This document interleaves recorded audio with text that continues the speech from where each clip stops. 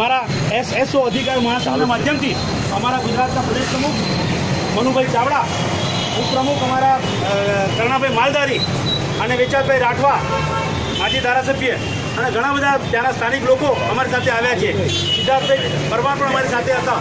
અને એ દરમિયાન અમે જોયું છે કે આ જે બર્બરતા જે થઈ રહી છે અને જે જોઈ અમે પ્રત્યક્ષ, ત્યારે આપણને ખરેખર એવું લાગે કે હજી સુધી આપણે ક્યાં સુધી આવી દશામાં જીવવું છે, ક્યાં સુધી આપણે આપણી ચલાવી લેવી છે કે આપણને મારી જાય, આપણને આપણા રોજીરોટી છીનવી લે અને આપણને ગુંડા જેવા લોકો આપણી સાથે ગમે તેવું વર્તન કરે અને છતાં પણ સરકાર પાત્ર જોયા કરે, સરકારના તંત્રો જોયા કરે, સરકારની કોઈ કામગીરી આ બાબતની અંદર નિષ્ક્રિય રહે, ત્યારે હવે સમાજે જાગવાની ખૂબ જરૂર છે.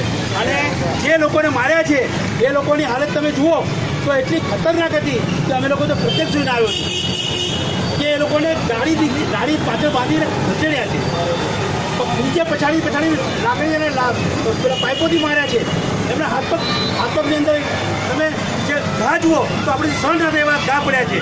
અને જ્યારે એમને બચાવવા માટે એમના મા અને બાપ જાય છે તો બહેનને પણ નથી જોતા કે અમે કોને મારીએ છીએ. એક સ્ત્રી ઉપર બી અત્યાચાર કરે છે, એક 50-60 વર્ષના ડોસા સાથે પણ આવો જ અત્યાચાર કરે છે. એટલે આ બધી બાબતોને ધ્યાનમાં રાખીએ. અને મિત્રો, હવે આપણે આ બધી બાબતો કોઈ કાળે ચલાવી નથી લેવા માંગતા અને સરકારને આપણે ચીમકી આપવા માંગીએ છીએ. આવનાર દિવસોની અંદર આ સરકાર જો ગંભીરતાથી નહીં વિચારે તો આ દલિત સમાજ રોડ પર આખા ગુજરાતમાં આવશે અને શું પરિણામ આવશે એનું પરિણામ જોઈ લેજો. અમે અત્યારે સામાન્ય લોકો આવ્યા છીએ, આજે મુઠ્ઠીભર લોકો આવ્યા છે.